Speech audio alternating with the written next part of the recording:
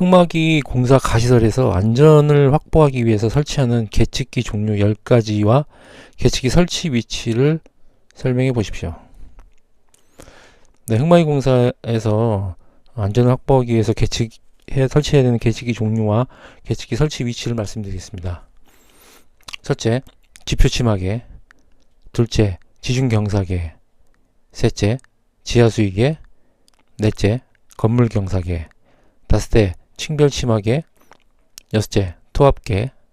일곱번째, 간급수학계. 일곱번째, 변형률계. 아홉번째, 하중계. 열번째, 균열계입니다. 계측기를 설치해야 되는 위치는 첫째, 그 집안이 충분히 파악된 곳이어야 합니다. 둘째, 흙막이 구조물을 대표할 수 있는 곳. 셋째, 중요한 구조물이 인접한 곳. 넷째, 공사가 선행하는 위치. 다섯째, 교통량이 많은 곳. 여섯째, 지하수가 높고 변화가 심한 곳. 일곱번째, 계측기가 훼손이 적은 곳입니다. 참고로 계측기는 설치 후 변이를 수렴하기 위해서 매일 1에서 2회 정도 점검을 해야 되고, 공사 중에 변이가 좀 어느 정도 수렴된 경우에는 주 2, 3회 정도 계측을 해야 합니다. 그리고 흙막이 공사가 완료된 이후에는 주 1회 계측을 해서 안전한지 여부를 지속적으로 측정해야 됩니다. 이상입니다. 표준안전작업지침상 경사면의 안정성을 확인하기 위하여 검토할 사항 8가지를 설명하십시오. 네, 표준안전작업지침상 경사면의 안정성 검토를 위해 검토해야 될 사항 8가지를 말씀드리겠습니다. 첫째, 사면 붕괴 이론적 분석. 둘째, 과거의 붕괴된 사례의 유무. 셋째, 토질시험. 넷째, 지질조사. 다섯째, 풍화의 정도. 여섯째, 용수의 상황. 일곱번째, 단층 파쇄대의 방향 및 폭.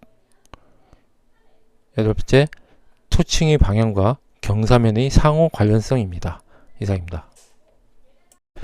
굴착공사의 표준안전지침상 토석의 붕괴 원인을 내적 원인과 외적 원인으로 구분해서 설명해 보십시오.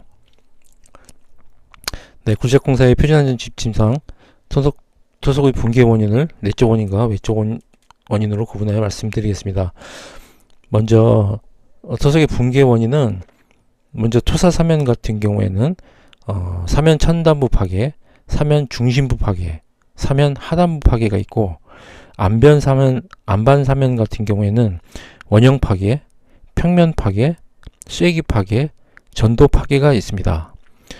토석의 붕괴 원인은 먼저 내적 원인은 첫째, 절도 사면의 토질 및 암질에 의한 강도 저하. 둘째, 성토 사면의 토질 구성 및 분포에 의한 강도 저하. 셋째, 토석의 강도 저하가 있습니다. 다음으로 외적 원인은 첫째, 사면 번면 경사의 기울기의 증가. 둘째, 토석 및 절토 및 성토 높이의 증가. 셋째, 공사에 의한 진동 및 반복 하중의 증가. 넷째, 지표수 및 지하수의 침투에 의한 토사 중량의 증가. 다섯째, 지진, 차량, 구조물의 하중 작용. 여섯번째, 토사 및 암석의 혼합층 두께입니다. 이상입니다. 표준안전작업지침상 토사 붕괴 발생을 예방하기 위한 조치사항을 말씀해 보십시오. 5, 4, 3, 2, 1. 네, 표준안전작업지침상 토사 붕괴 발생 예방 조치사항에 대해서 말씀드리겠습니다. 토사 붕괴 발생을 예방하기 위해서는 5가지 조치사항이 있습니다. 첫째, 적절한 경사면의 기울기를 계획하여야 합니다. 둘째, 경사면의 기울기가 당초 계획과 차이가 발생하면 즉시 재검토하여 계획을 변경하여야 합니다. 셋째, 활동할 가능성이 있는 토석은 제거해야 합니다. 넷째, 경사면의 하단부에 앞성토 등 보강문법을 활용해서 저항 대책을 강구해야 됩니다. 다섯째, 말뚝을 타입하여 지반을 강화시켜야 됩니다. 표준안전 작업 지침상 토사 붕괴 발생을 예방하기 위한 점검사항에 대해서 말씀해 보십시오. 네, 표준안전 작업 지침상 토사 붕괴 발생을 예방하기 위한 점검사항에 대해서 말씀드리겠습니다. 토사 붕괴 발생을 예방하기 위해서는 총 7가지의 점검사항이 있습니다. 첫째, 전 지표면의 답사. 둘째, 경사면의 지층 변화 상황 확인. 셋째, 부석의 상황 변화의 확인. 넷째, 용수의 발생 유무 또는 용수량의 변화 확인. 다섯째, 결빙과 해빙에 대한 상황의 확인. 여섯째, 각종 경사면 보호공의 변이 탈락 유무. 일곱 번째, 점검 시기는 작업 전중 후 비온 후 인접 작업구역에 발파한 경우에 실시해야 합니다. 이상입니다. 콘크리트 구조물의 내구성 평가 시 고려해야 될 성능 저하 인자 5가지를 설명해 보십시오. 네, 콘크리트 구조물의 내구 성능 평가 시 고려해야 될 성능 저하 인자 5가지를 설명드리겠습니다. 첫째, 염해. 둘째, 탄산화. 세 번째, 화학적 침식. 네 번째, 동해. 다섯 번째, 알칼리 골재 반응입니다. 염해, 탄산화, 화학적 침식, 동해, 알칼리 골재 반응. 철골공사 표준 안전 작업 지침에서 재방지 설비를 설명해 보십시오. 네, 철공공사 표준 안전 작업 지침에서 재방지 설비를 설명드리겠습니다. 재방지 설비는 첫째, 추락 방지 설비와 비례 낙하 및 비산 방지 설비가 있습니다. 먼저 추락 방지 설비에는 높이 2m 이상의 장소에서 추락할 우려가 있는 작업의 경우에 비계, 잘비계, 수평 통로, 안전 난간대를 설치해야 됩니다. 둘째, 작업대 설치가 어렵거나 계급부 주위에 난간 설치가 어려운 곳은 추락자 보호를 하기 위해 추락 방지용 방망을 설치해야 됩니다. 셋째, 계급부 및 작업대의 끝에는 추락의 우려가 있는 위험 장소에서 작업자의 행동을 제한하기 위해서 난간이나 울타리를 설치해야 합니다. 넷째, 안전한 작업대나 난간 설비를 할 수 없는 곳에는 작업자의 신체를 유지시키기 위해서 안전대 부착 설비, 안전대 구명줄을 설치해야 합니다. 다음으로 비례 낙하 및 비산 방지 방지 설비에 대해서 말씀드리겠습니다. 첫째, 철골 건립, 볼트 체결 및 기타 상하 작업에서는 위에서 낙하되는 것을 막기 위해 방호 철망, 방호 울타리, 가설 앵커 설비를 설치해야 합니다. 둘째, 볼트나 콘크리트 덩어리, 형틀제, 일반 자재가 비산 낙하할 우려가 있는 작업에서는 제3자의 위해 방지를 위해 방호 철망, 방호 시트, 방호 울타리, 방호 선반, 안전망을 설치해야 합니다. 셋째, 용접용단을 수반하는 작업의 경우 불꽃의 비산 방지를 위해 성면표를 설치해야 합니다. 이상입니다. 중대재해, 중대산업사고, 건설사고에 대해서 설명해 보십시오. 네, 중대재해, 중대산업사고, 건설사고에 대해서 설명드리겠습니다. 먼저 중대재해와 중대산업사고는 산업안전보건법에 명기된 사항으로 중대재해는 사망자 1명 이상이 발생한 재해, 두 번째로 3개월 이상의 요양이 필요한 부상자가 동시에 2명 이상 발생한 재해, 세 번째로 부상 또는 직업성 질병자가 동시에 10명 이상 발생한 재해를 말합니다. 다음으로 중대산업사고는 위해하거나 위험한 설비가 있는 경우에 그 설비로부터 위험물질의 누출, 화재 및 폭발 등으로 인하여 사업장 내 근로자에게 즉시 피해를 주거나 사업장 인근 지역에 피해를 줄 수 있는 사고로서 대통령이 정하는 사고를 중대산업사고라고 합니다. 건설사고는 건설기술진흥법에서 규정하고 있는 사고로서 대통령령으로 정하는 규모 이상의 인명피해나 재산피해를 말합니다. 그 해당되는 피해는 첫째, 사망 또는 3일 이상의 휴업이 필요한 부상의 인명피해, 둘째, 1,000만원 이상의 재산피해가 해당됩니다. 산업안전보건법에서 중대재해 발생 시 사업주의 보고는 내용을 말씀드리면, 사업주는 중대재해가 발생한 사실을 알게 된 경우에는 지체 없이 사업장 소재지를 관할하는 지방고용노동관서의 장에게 전화 팩스 또는 그 밖의 적절한 방법으로 보고를 해야 합니다. 보고 내용으로는 첫째, 발생 개요 및 피해 상황, 둘째, 조치 및 전망, 셋째, 그 밖의 중요한 사항입니다. 이상입니다.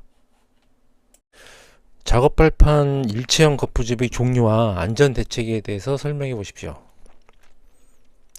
네, 작업 발판 일체형 거푸집의 종류와 안전 대책에 대해서 말씀드리겠습니다. 산업안전보건 기준에 관한 규칙 제331조의 3 작업 발판 일체형 거푸집의 안전조치에 의거해서 말씀드리겠습니다. 작업 발판 일체형 거푸집이란 거푸집의 설치 해체, 철근의 조립, 콘크리트 타설, 콘크리트 면처리 작업 등을 위해 거푸집을 작업 발판과 일체로 제작하여 사용하는 거푸집을 말합니다. 거푸집의 종류로서는 갱폼, 슬립폼, 클라이밍폼, 터널 라이닝폼, 그 밖에 거푸집과 작업 발판이 일체로 제작된 거푸집을 말합니다. 먼저 갱폼의 조립 시 준수사항에 대해서 말씀드리겠습니다. 첫째, 조립 등의 범위 및 작업 절차를 미리 그 작업자의 종사하는 근로자에게 주지시킬 것. 둘째, 근로자가 안전하게 구조물 내부에서 갱폼의 작업 발판으로 출입할 수 있도록 이동 통로를 마련해야 됩니다. 셋째, 갱폼의 지지 또는 고정 철물의 이상 유무를 수시 점검하고 이상이 발견된 경우에는 교체하도록 해야 합니다. 넷째, 갱폼을 조립하거나 해체하는 경우에는 갱폼을 인양장비에 매단 후에 작업을 실시하도록 하고, 인양장비에 매달기 전에 지지 또는 고정철물을 미리 해체하지 않아야 합니다. 다섯째, 갱폼 인양 시 작업 발판용 케이지에 근로자가 탑승한 상태로 갱폼의 인양 작업을 하지 않아야 합니다. 다음으로는 갱폼을 제외한 슬립폼, 클라이밍폼, 터널 라이닝폼 등에 대한 작업 시 준수사항을 말씀드리겠습니다. 첫째, 조립 등 작업 시 거푸집 부재의 변형 여부와 연결 및 지지의 이상 유무를 확인해야 합니다. 둘째, 조립 등 작업과 관련해 이동, 양중, 운반 장비의 고장, 오조작 등으로 인해 근로자에게 위험을 미칠 우려가 있는 장소에는 근로자의 출입을 금지하여야 합니다. 셋째, 거푸집이 콘크리트 면에 지지될 때 콘크리트의 굵기 정도에 따라 거푸집의 무게, 풍압 등의 영향으로 거푸집의 갑작스러운 이탈 또는 낙하에 의한 근로자가 위험해질 우려가 있는 경우에는 설계 도서에서 정한 콘크리트의 양생기간을 준수하거나 콘크리트 면에 견고하게 지지하는 등의 필요한 조치를 하여야 합니다. 넷째, 연결 또는 지지 형식으로 조립된 부재의 조립 등 작업을 하는 경우에는 거푸집을 인양장비에 매단 후에 작업을 하도록 하는 등 낙하 붕괴 전도 위험 방지를 위하여 필요한 조치를 하여야 합니다. 이상입니다. 추락재해 방지 시 표준 안전 작업 지침에서 안전대 보관 장소에 대해서 설명해 보십시오. 네. 추락재해 방지 표준 안전 작업 지침에서 안전대 보관 장소에 대해서 설명드리겠습니다. 첫째, 직사광선이 닿지 않는 곳. 둘째, 통풍이 잘 되며 습기가 없는 곳. 셋째, 부식성 물질이 없는 곳. 넷째, 화기 등이 근처에 없는 곳입니다. 이상입니다. 아스팔트 피니셔 충돌 위험 요인과 안전 대책에 대해서 설명하십시오. 예, 아스팔트 피니셔 충돌 위험 요인과 안전 대책에 대해서 설명드리겠습니다. 아스팔트 피니셔는 일단 차량계 건설 기계입니다. 차량계 건설 기계란 동력원을 사용하여 특정하지 않은 장소로 스스로 이동할 수 있는 건설 기계를 말합니다.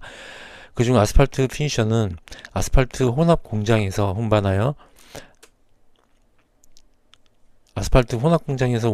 온 아스팔트를 도로상에 일정한 규격과 두께로 깔아주고 예비 다짐을 하는 장비를 말합니다. 충돌 요인으로서는 후진시 유도자 미배치, 둘째, 무자격자 장비 운전, 셋째, 야간 작업 시 조명 상태 불량, 넷째, 운전자와 유도자 간의 신호 체계 불일치, 다섯째, 유도자 신호 위치 불량으로 운전자의 시야 차단, 여섯째, 다수의 장비 작업 시 작업 계획 미수립입니다. 이에 대한 충돌 재해 방지 대책으로는 후진 시에 유도자 배치를 5에서 10m 이격하여 유도합니다. 둘째, 작업 투입 전에 장비 운전자의 유자격 여부를 확인합니다. 셋째, 야간 작업 시 작업 조명을 확보해야 합니다. 넷째, 운전자와 유도자 간 신호 체계를 확립하고 준수해야 합니다. 다섯째, 유도자는 운전자의 시야 내에 위치하여 신호하여야 합니다. 여섯째, 작업 투입 전 작업 방법, 운행 경로 등을 근로자에게 주지하여야 합니다. 이상입니다. 산업안전지도사의 업무에 대해서 한번 이야기해 보십시오. 예, 산업안전지도사의 업무에 대해서 말씀드리겠습니다.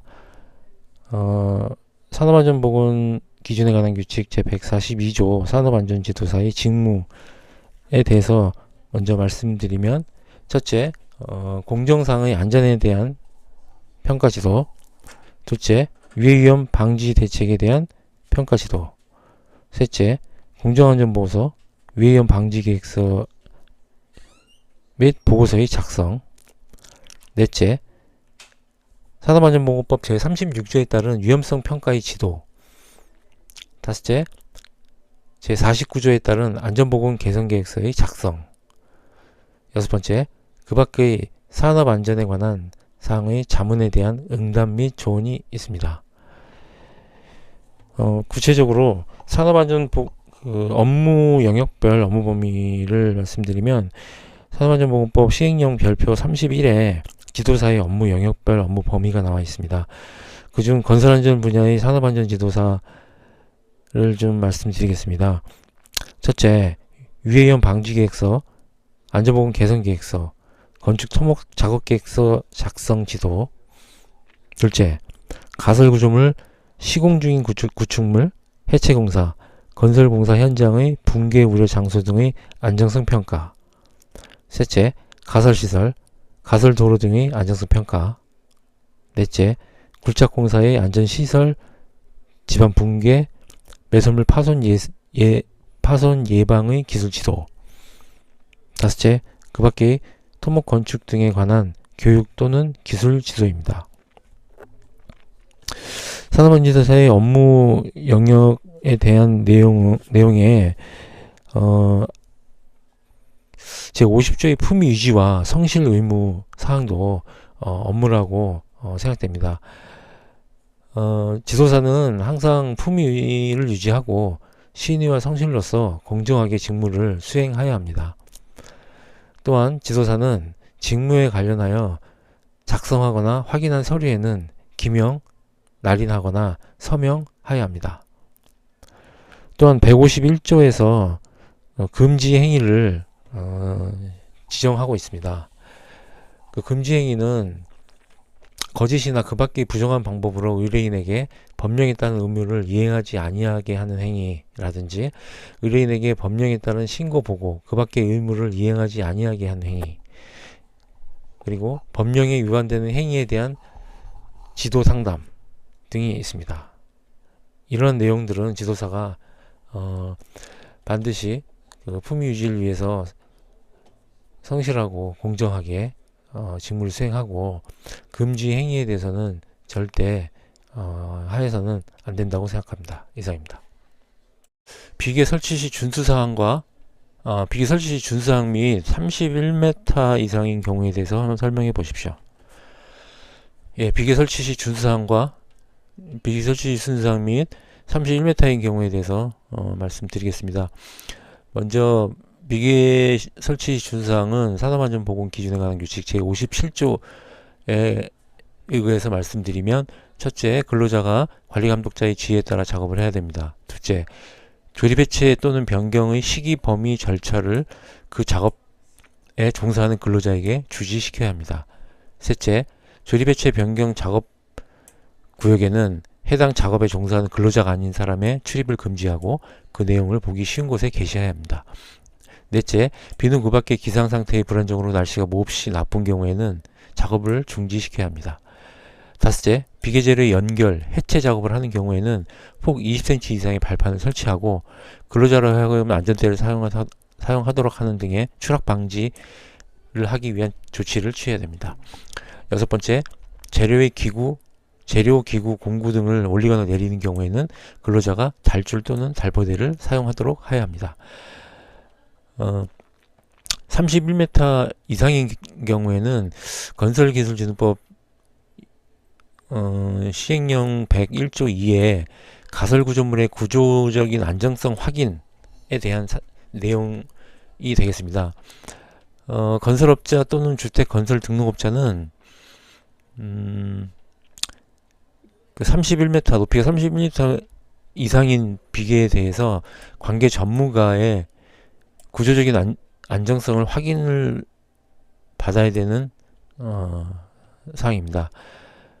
종류로는 높이 31m 이상의 비계, 브라켓 비계, 그리고 작업 발판 일체형 거푸집 또는 5m 이상의 거푸집 동바리가 있고, 셋째, 터널의 지보공 또는 높이가 5m 이상의 흙막이 지보공, 다섯째, 동력을 이용하여 움직이는 가설구조물, 여섯째, 높이 10m 이상의 외부 작업을 하기 위해 작업 발판 및 안전시설물을 일체화하는 가설구조물, 일곱 번째, 공사 현장에서 제작, 조립, 설치하는 복합형 가설구조물, 여덟 번째, 그 밖에 발주자 또는 인허가 기관의 장이 필요하다고 인정하는 가설구조물입니다. 이에 관계 전문가는 건축구조기술사, 토목구조기술사, 토질 및 기초기술사, 건설기계기술사입니다.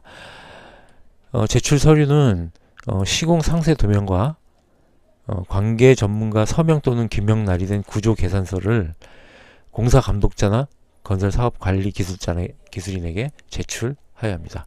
이상입니다. 밀폐 공간의 안전 대책에 대해서 설명하십시오. 네, 밀폐 공간의 안전 대책에 대해서 설명드리겠습니다. 먼저 밀폐 공간은 특별 교육 대상입니다. 특별 교육 대상으로서 16시간 이상 교육을 하고 최초 작업에 종사하기 전에 4시간 이상 실시하고 12시간은 3개월 이내에 분할하여 실시 가능합니다. 단기간 또는 간헐적인 작업인 경우에는 2시간 이상을 하게 됩니다. 교육 내용으로는 산소 농도 측정 및 작업 환경에 대한 관한 사항, 사고 시 응급처치 및 비상시 구출에 관한 사항, 보호구 착용 및 보호장비 사용에 관한 사항, 작업 내용, 안전작업 방법 및 절차에 관한 사항 등이 있습니다. 밀폐 공간 작업의 건강장애 예방에 대해서 말씀드리겠습니다. 먼저 밀폐 공간이란 산소 결핍이나 유해가스로 인한 질식, 화재, 폭발 등의 위험이 있는 장소로서 산소 농도가 18% 미만 또는 23.5% 이상, 이산화탄소 농도가 1.5% 이상, 일산화탄소가 30ppm 이상, 황화수소가 10ppm 이상인 장소를 말합니다. 밀폐 작업 공간에서의 그 안전 대책에 대해서 말씀드리겠습니다. 먼저 619조의 밀폐 공간 작업 프로그램 수립 시행이 있고, 다음으로는 620조에 619조의 2에 산소 및 유해가스 농도 측정, 그리고 620조의 환기, 621조의 인원의 점검, 622조의 출입의 금지, 623조 감시인의 배치, 624조 안전대, 625조 대피기구의 비치, 640조 긴급구조훈련, 641조 안전한 작업 방법 등의 주지 등이 있습니다. 구체적으로 말씀을 드리면 일단 619조 밀폐공간 작업 프로그램의 경우에 첫째, 사업장 내 밀폐공간의 위치 파악 및 관리 방안이 있습니다. 둘째, 밀폐공간 내 질식 중독을 일으킬 수 있는 유해 위험 요인의 파악 및 관리 방안. 그리고 셋째, 밀폐공간 작업 시 사전 확인 및 필요한 사항에 대한 확인 절차. 넷째, 안전보건 교육의 실시. 그 밖에 밀폐공간 작업 근로자의 건강장애 예방에 관한 사항이 있습니다. 방금 말씀드린 내용 중에 그 세 번째, 그 밀폐공간 작업하기 전 그 사전 확인 사항에 대해서 말씀드리면, 첫째, 작업 일시, 기간, 장소 및 작업의 정보, 그리고 관리감독자, 근로자, 감시인 등의 작업자의 정보. 세 번째, 산소 및 유해가스 농도 측정 결과 및 후속 조치사항. 넷째, 작업 중 불활성 가스 또는 유해가스의 누출 유입 발생 가능성 검토 및 후속 조치사항. 다섯째, 작업 시 착용해야 할 보호구. 여섯째, 비상 연락 체계 등을 밀폐공간 작업 전에 확인해야 합니다. 그리고 이 6가지 내용은 밀폐공간에서 작업이 종료될 때까지 해당 작업장 출입구에 게시를 해야 합니다. 619조의 이 산소 및 유해가스의 농도 측정에서는 지식과 실무 경험이 있는 자를 지정해서 적정한 공기가 유지되고 있는지 평가해야 합니다.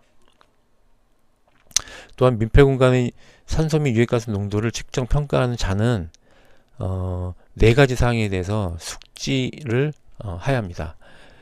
그 4가지 사항은 첫째, 밀폐공간의 위험성.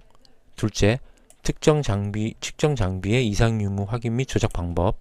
셋째, 밀폐공간 내의 산소 및 유해가스 농도의 측정 방법. 넷째, 적정 공기의 기준과 평가 방법에 대해서 숙지해야 됩니다. 또한 유해가스 및 산소 및 유해가스 농도를 측정한 결과 적정 공기가 유지되고 있지 않다고 평가되는 경우에는 작업장을 환기시키거나 근로자에게 공기호흡기 또는 송기 마스크를 지급해야 합니다. 다음은 620조 환기사항입니다. 620조 환기사항에 대해서는 작업 시작 전, 작업 중 해당 작업장을 적정 공기 상태가 유지되도록 환기해야 합니다. 다만 폭발, 산화 등 위험으로 인하여 환기가 할 수 없거나 작업의 성질상 환기가 매우 곤란한 경우에는 근로자에게 공기호흡기 또는 송기 마스크를 지급해야 합니다. 621조 인원의 점검에서는 근로자를 입장시킬 때와 퇴장시킬 때마다 인원을 점검해야 합니다. 다음으로 622조 출입의 금지에서는 밀폐공간을 사전에 파악하여 밀폐공간에는 관계 근로자가 아닌 사람의 출입을 금지하고 출입금지 표시를 밀폐공간 근처 보기 쉬운 장소에 게시해야 합니다. 다음으로 제 623조 감시인에 대해서 말씀드리겠습니다. 감시인 같은 경우에는 사업주는 근로자가 밀폐공간에서 작업을 하는 동안 작업 상황을 감시할 수 있는 감시인을 지정하여 밀폐공간 외부에 배치해야 합니다. 밀폐공간에 종사하는 근로자에게 이상이 있을 경우에는 구조 요청 등 필요한 조치를 한 후 즉시 관리 감독자에게 알려야 합니다. 사업주는 밀폐공간에서 작업을 하는 동안에 그 작업장과 외부의 감시인 간에 항상 연락을 취할 수 있는 설비를 설치해야 합니다. 제 624조 안전대 같은 경우 근로자가 산소 결핍이나 유해가스로 인해 추락할 우려가 있는 경우에는 안전대, 구명 밧줄, 공기호흡기, 송기 마스크를 지급하여 착용하도록 하여야 합니다. 625조 대피용 기구의 비치. 근로자가 밀폐공간에서 작업을 하는 경우에 공기호흡기 또는 송기 마스크, 사다리, 섬유루프 등 비상시에 근로자를 피난시키거나 구출하기 위해 필요한 기구를 갖추어야 합니다. 다음은 640조 긴급구조훈련. 사업주는 긴급 상황이 발생 시 대응할 수 있도록 밀폐공간에서 작업하는 근로자에게 비상연락체제 운영, 구조용 장비의 사용, 공기호흡기, 송기 마스크 착용, 그리고 응급처치 등에 대한 훈련을 6개월에 1회 이상 주기적으로 실시하고 그 결과를 기록 보존해야 합니다. 다음은 제 641조 안전한 작업 방법의 주지. 사업주는 근로자가 밀폐공간에서 작업을 하는 경우에 시작할 때마다 작업 근로자에게 5가지 사항을 알려야 합니다. 첫째, 산소 환기 보고사, 산소 및 유해가스 농도 측정에 관한 사항. 둘째, 환기 설비 가동 및 안전한 작업 방법에 관한 사항. 셋째, 보호구의 착용과 사용 방법에 관한 사항. 넷째, 사고 시 응급 조치 요령. 다섯째, 구조 요청을 할 수 있는 비상연락처 또는 비상시 구출에 관한 사항에 대해서 주지시켜야 합니다. 이상입니다. 산업안전보건 기준에 관한 규칙의 동바리 조립 시 안전 조치에 대해서 설명해 보십시오. 네, 산업안전보건 기준에 관한 규칙 제332조 동바리 조립 시 안전 조치에 의거해서 말씀드리겠습니다. 첫째, 받침목이나 깔판의 사용, 콘크리트 타설, 말뚝박기 등의 동바리 치마 방지를 위한 조치를 하여야 합니다. 둘째, 동바리의 상하 고정 및 미끄럼 방지 조치를 해야 합니다. 셋째, 상하부 동바리가 동일 수직선상에 위치하도록 하여 깔판 받침목을 고정시켜야 됩니다. 넷째, 계고부 상부에 동바리를 설치하는 경우에는 상부 하중을 견딜 수 있는 견고한 받침대를 설치해야 합니다. 다섯째, 유헤드 등의 단판이 없는 동바리 상단에 멍해등을 올릴 경우에는 해당 상단에 유헤드 등의 단판을 설치하고 멍해등이 전도되거나 이탈되지 않도록 고정시켜야 됩니다. 여섯째, 동바리의 이음은 같은 품질의 재료를 사용하여야 합니다. 일곱째, 강제의 접석부 및 교차부는 볼트, 클램프 등 전용 철물을 사용하여 단단히 연결하여야 합니다. 여덟 번째, 거푸집의 형상에 따른 부득이한 경우를 제외하고는 깔판이나 받침목은 2단 이상 끼우지 않도록 해야 합니다. 아홉 번째, 깔판이나 받침목을 이어서 사용하는 경우에는 그 깔판, 받침목을 단단히 연결해야 합니다. 이상입니다. 동바리 유형에 따른 동바리 조립 시 안전조치사항을 설명해 보십시오. 예, 동바리 유형에 따른 동바리 조립 시 안전조치사항에 대해서 말씀드리겠습니다. 먼저 동바리 유형에 따른 동바리 조립 시 안전조치는 산업안전보건 기준에 관한 규칙 제332조 2에 의거해서 말씀드릴 수 있을 것 같습니다. 동바리 유형은 첫째, 파이프 서포트, 둘째, 강관틀, 셋째, 조립 강주, 넷째, 시스템 동바리, 다섯 번째, 보형식의 동바리가 있습니다. 먼저 파이프 서포트 같은 경우에는 첫째, 파이프 서포트를 3개 이상 이어서 사용하지 않아야 합니다. 둘째, 파이프 서포트를 이어서 사용하는 경우에는 4개 이상의 볼트 또는 전용 철물을 사용하여야 합니다.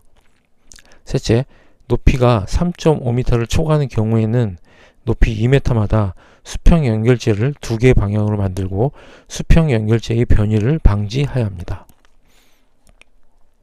두 번째로 동바리로 사용하는 강간틀의 경우입니다. 강간틀 사용하는 경우에는 첫째, 강간틀과 강간틀 사이에 교차 가세를 설치해야 합니다.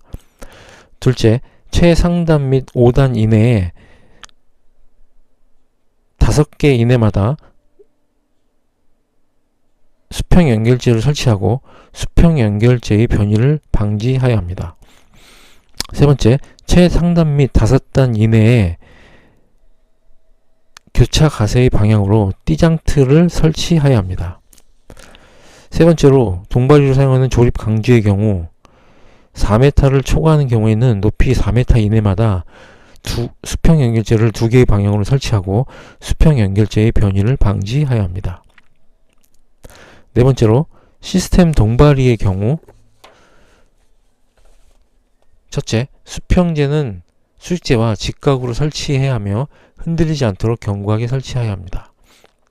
둘째, 연결 철문을 사용하여 수직제를 견고하게 연결하고 연결 부위가 탈락 또는 꺾이지 않도록 해야 합니다. 셋째, 수직 및 수평 하중에 대해 동바리의 구조적 안정성이 확보되도록 조립도에 따라 수직도 및 수평제에는 가세제를 견고하게 설치해야 합니다.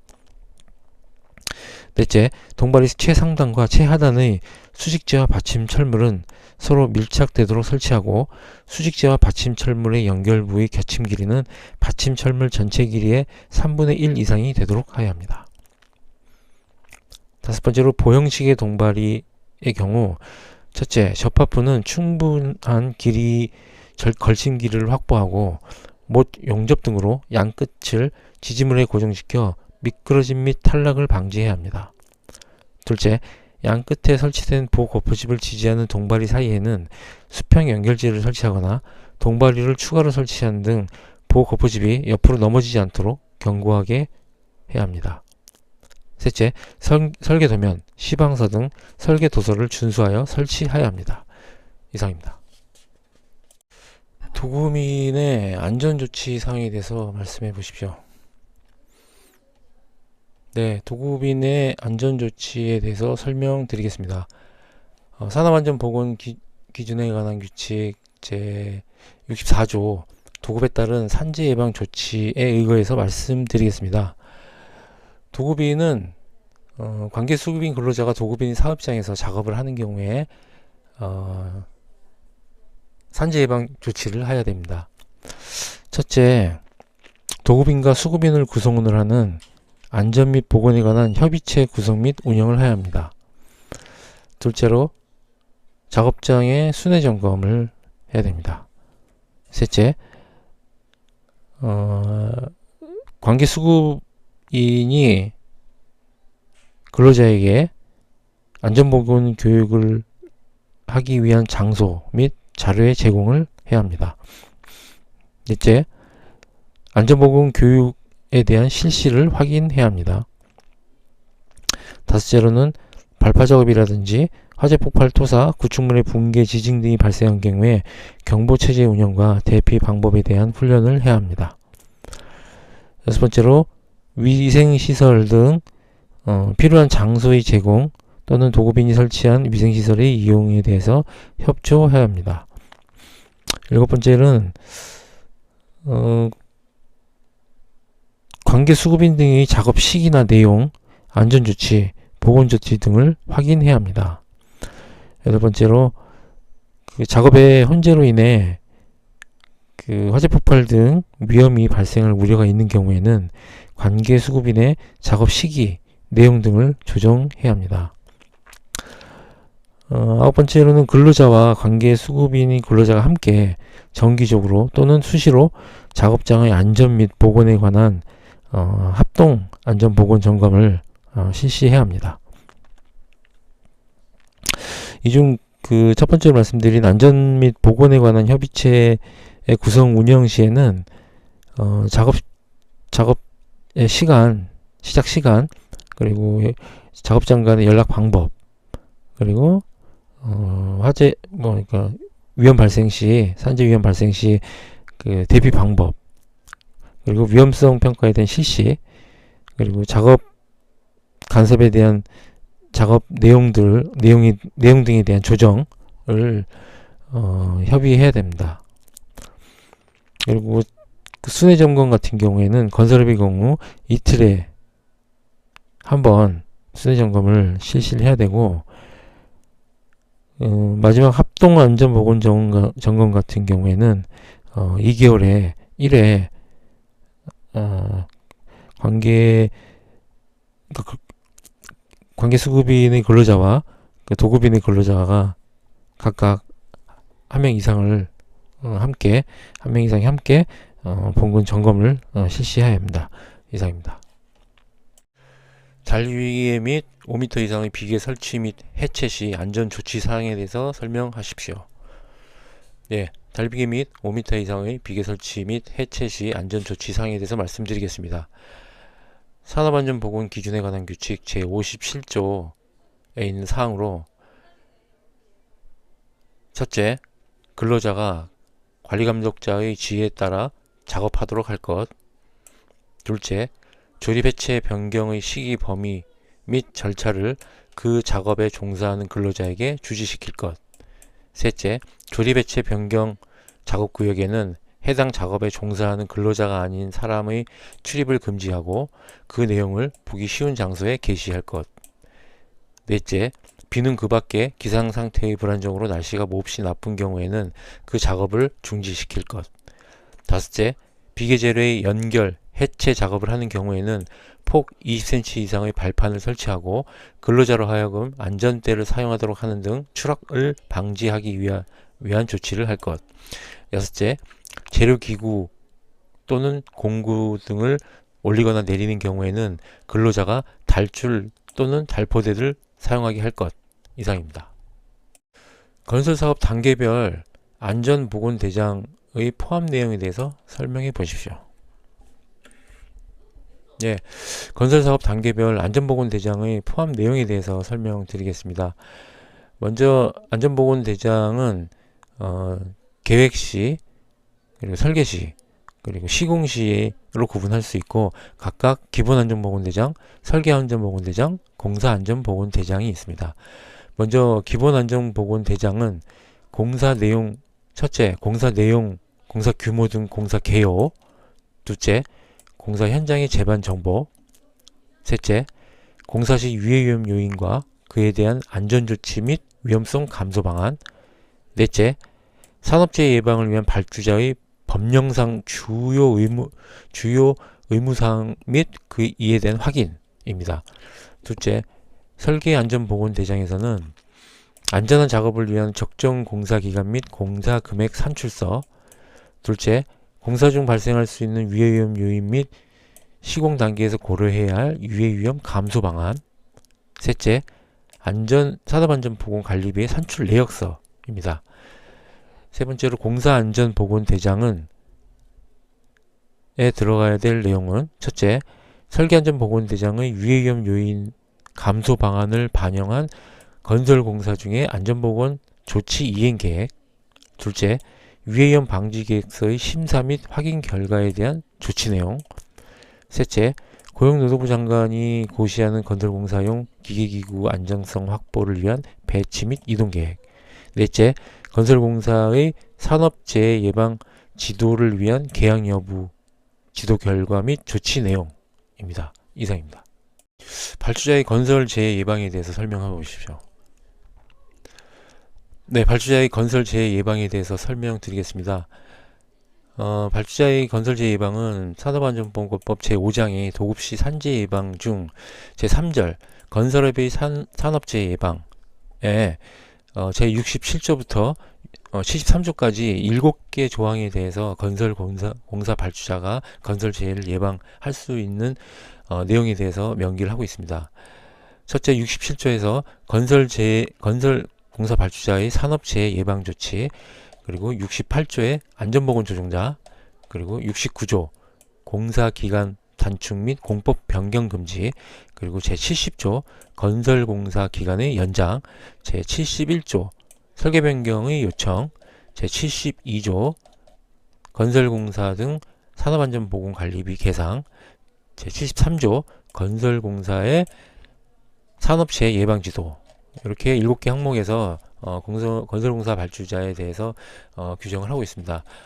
먼저 제67조 건설공사 발주자의 산업재해 예방 조치에서는 건설공사 계획 단계, 설계 단계, 그리고 시공 단계에서 각각 기본안전보건대장과 설계안전보건대장, 그리고 공사안전보건대장을 작성하도록 규정하고 있습니다.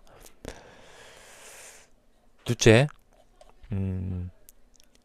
제68조에서 안전보건조정자 사항에서는 2개 이상의 건설공사를 도급한 건설공사 발주자는 작업의 혼재로 인해 발생할 수 있는 산업재해를 예방하기 위해서 건설공사 현장에 안전보건정자를 두어야 합니다.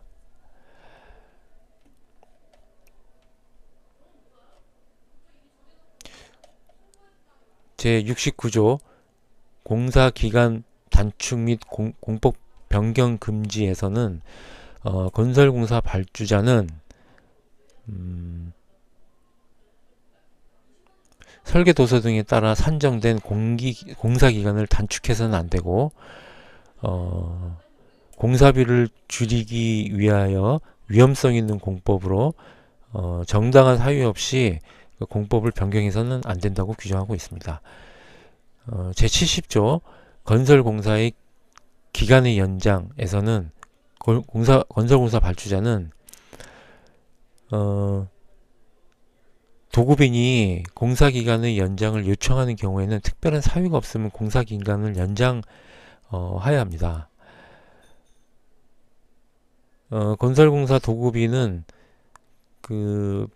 태풍, 홍수, 악천후, 전쟁, 화재, 전염병 등 기타 계약 당사자가 통제할 수 없는 사태의 발생 등으로 불가항력인 사유가 있는 경우이거나 건설공사 발주자에게 책임이 있는 사유로 착공이 지연되거나 시공이 중단된 경우에는 공사 기간을 연장해 주어야 합니다. 제71조 설계 변경 요청 사항에 대해서는 건설공사 도급인이 가설구조물의 붕괴 등으로 산업재해가 발생할 위험이 크다고 판단하거나 또 고용노동부로부터 공사 중지 또는 유해위험 방지 계획서의 변경 명령을 받은 건설공사 도급인은 건설공사 발주자에게 설계 변경을 요청할 수 있습니다. 제72조에서는 건설공사의 산업안전보건관리비 관련하여 건설공사 발주자가 도급 계약을 체결하는 경우에 건설공사 사업계획을 수립할 때 산업재해 예방을 위하여 사용하는 비용 산업안전보건관리비를 사업비에 계상하여야 합니다. 제73조에서는 대통령령으로 정하는 건설공사, 즉 1억 이상 120억 미만인 건설공사에서는 건설공사 발주자는 해당 건설공사를 착공하는 경우에 산업재해 예방을 위해 지도계약을 체결하여야 합니다. 이상입니다. 콘크리트 공사의 표준안전 작업 지침상 거푸집 공사에서 거푸집 및 동발이 콘크리트 하설 시 점검사항 및 안전조치에 대해서 설명해 보십시오. 네, 콘크리트 공사의 표준안전 작업 지침상 거푸집 공사에서 거푸집 및 동발이 콘크리트 하설 시 점검사항 및 안전조치에 대해서 말씀드리겠습니다. 먼저 거푸집 점검할 때는 첫째, 직접 거푸집을 제작, 조립한 책임자가 검사를 합니다. 두 번째, 기초 거푸집을 검사할 때는 서파기 폭을 점검합니다. 셋째, 거푸집의 형상 및 위치 등 정확한 조립 상태를 점검합니다. 넷째, 거푸집에 못이 돌출되어 있거나 날카로운 것이 돌출되어 있을 시 제거합니다. 두 번째로, 지주동발이 점검할 때 점검 사항입니다. 첫째, 지주를 집안에 설치할 때는 받침철물 또는 받침목 등을 설치하여 부동치마를 방지해야 합니다. 둘째, 강간지주 동발이 사용 시 접속부 나사 등의 손상 상태를 점검합니다. 셋째, 이동식 틀비계를 지보공 동발이 대용으로 사용할 때는 바퀴의 제동장치를 점검합니다. 셋째, 콘크리트 타설할 때 점검사항입니다. 첫째, 콘크리트를 타설할 때 거푸집의 부상 및 이동을 방지해야 됩니다. 둘째, 건물의 보호 요철 내민 부분의 조립 상태 및 콘크리트 타설 시 이탈 방지 장치를 해야 됩니다. 셋째, 청소구의 유무 및 콘크리트 타설 시 청소구 폐쇄 조치를 해야 합니다. 넷째, 거푸집의 흔들림 방지를 위해 턴버클, 가세 등의 필요한 조치를 점검해야 합니다. 이상입니다. 거푸집 및 거푸집 지보공에 작용하는 하중에 대해서 설명해 보십시오. 네, 거푸집 및 지보공에 작용하는 하중에 대해서 설명드리겠습니다. 먼저 하중은 첫째 연직 하중, 둘째 횡방향 하중, 셋째 콘크리트 치갑, 넷째 특수 하중, 다섯째 이 모든 하중의 안전율을 고려한 하중이 있습니다. 먼저 연직 하중은 거푸집, 지보공, 콘크리트, 철근, 근로자, 타설용 기계기구, 가설 설비 등의 중량 및 충격 하중이 있습니다. 두 번째로 횡방향 하중은 작업할 때의 진동, 충격, 시공 오차 등에 기인되는 횡방향 하중 이외에 풍압, 유수압, 지진 등이 있습니다. 셋째, 콘크리트 치갑은 굳지 않은 콘크리트의 치갑입니다. 넷째, 특수하중은 시공 중에 예상되는 특수한 하중입니다. 다섯째, 하중의 안전율을 고려한 하중은 안전율을 고려한 추가적인 하중이 되겠습니다. 이상입니다.